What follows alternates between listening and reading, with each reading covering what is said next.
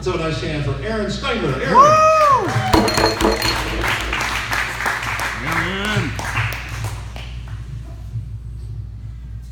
Hey, good evening, guys. My name is Aaron.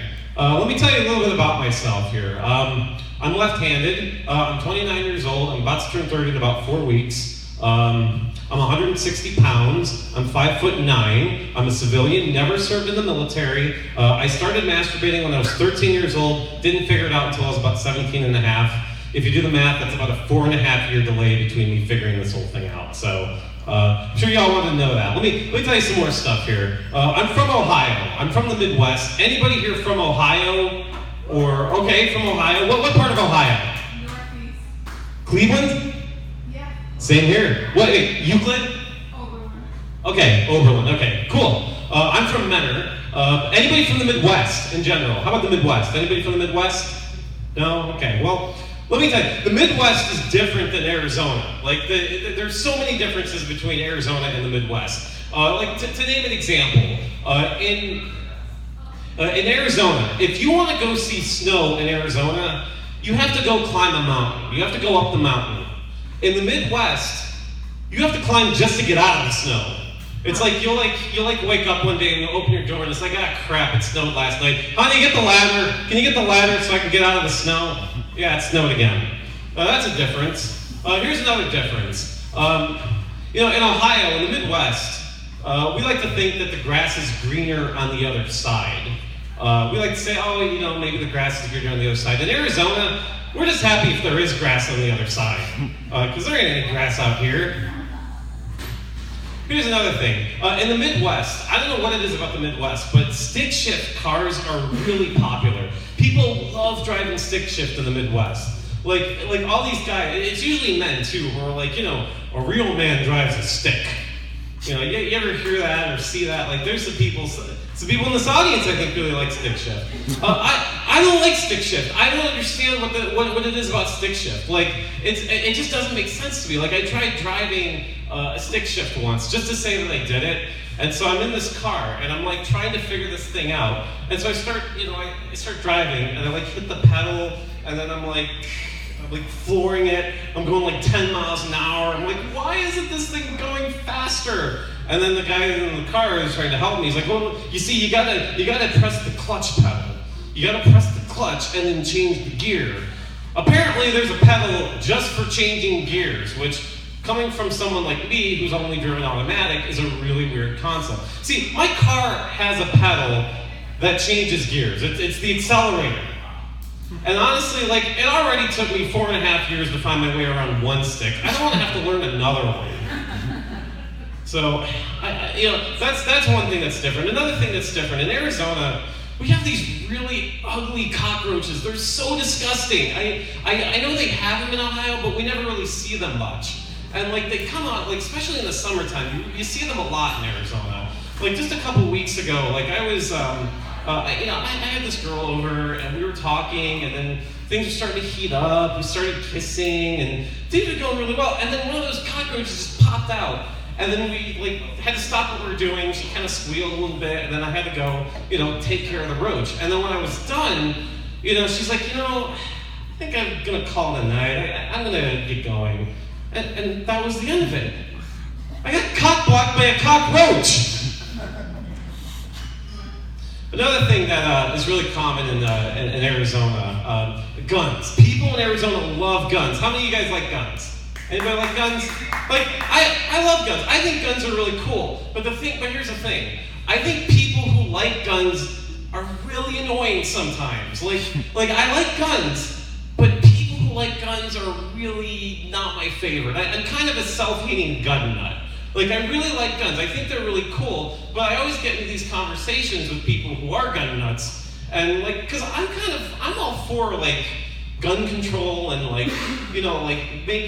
requiring background checks and stuff like that. And every time I say that, it immediately turns into, well, you can't take away our guns. You can't take away our guns.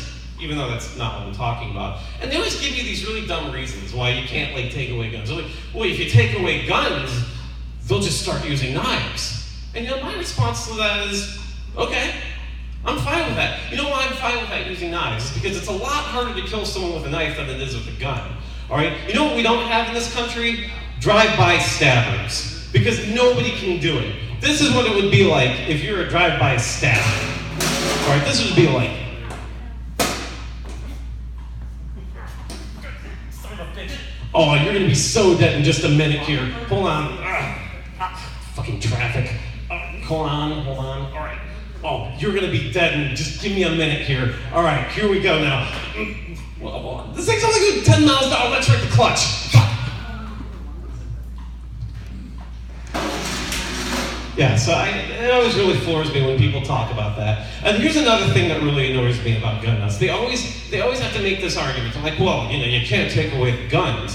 If you take away the guns, what happens if we end up with a corrupt government? Talk about a thought experiment there. Another thing about Arizona, there are really beautiful women in Arizona. I really like it's just so awesome. I really like women. Like I'm 100% heterosexual. I'm probably like a flaming heterosexual if you want to call it that. And I find women so much more attractive than men. Even the attractive men, we are so ugly. Like we're covered in hair, and we're oily, and we're hairy. Like I got out of the shower the other day and looked in the mirror, and I'm like, oh, I was wearing pants the whole time. I didn't realize that. I'm sure you all wanted to think about that.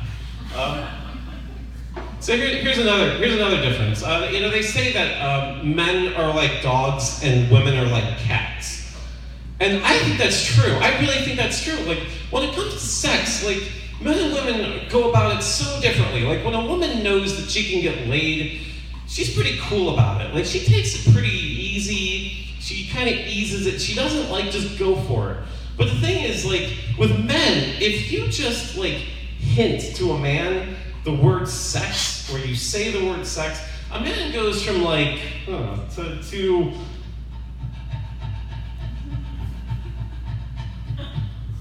Doggy's in the mood for some kills and tits.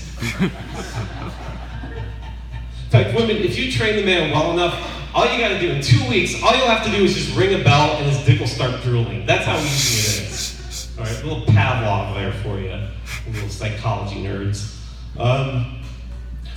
There's another thing about women I like. Women are so much more empathetic than men. And I think empathy is a really important trait. You notice that women are usually the ones at the heads of nonprofits. A lot of them do charity work. A lot of them are really involved in the community. And I think empathy is a really important thing. And I myself, I strive to be a more empathetic person. I really do. I volunteer. Somebody laugh when I said that? What does that mean? Well, anyway, I volunteer with the Border Collie Rescue. I try to, volunteer for other, charities. And just a couple weeks ago, I heard about this really poor boy in Africa. I donate $200 to help a poor boy in Africa. I don't know. Can I get an applause or something? Thank you, because it really means a lot. Because I really felt bad for that prince of Nigeria. I really felt bad for him. That poor Nigerian prince. He needed a medical procedure and he needed money and he couldn't get it out of the country. So I donated a couple $100 to help the poor prince of Nigeria. I just felt so good about that. All right, let me tell you, before I leave, let me tell you just one story. It's just kind of a fun story. I love telling people this story. About 10 years ago, I was an undergrad. And when I was an undergrad, I went on this field trip, and we had to go to this conference, which is at this university. I won't say the name of the school or where it was, but let's just say it was in a really rough neighborhood.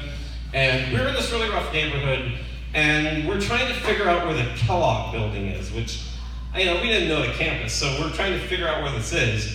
And we just figured, let's go ask somebody who knows here. And the problem was the school was on spring break, so there were very few people on campus. So we're walking around campus, we're trying to find a person. We find a person, and we go up to him and say, hey, could you tell us where the Kellogg Center is, the Kellogg building? And the guy just walks right by, totally ignores us. And so we're like, all right, well, that was kind of weird. Let's find someone else. So, we find this girl. We find this girl, we go up to her and say, hey, can you tell us where the Kellogg Center is? Walks right by, totally ignores us. And now we're starting to get frustrated because we really need to find this building and we don't know where it is. So we find a third person. We find this third person. We go up to him. Hey, can you tell us where the Kellogg Center is? walks right by, totally ignores us, and now we're pissed. We're just pissed off because we can't find this building. And this one guy in our group gets really pissed off. He's like, fucking assholes, you fucking assholes, why won't you talk to us? And we're like, dude, calm down, man. This is a rough neighborhood. We don't want to, we don't want something to happen.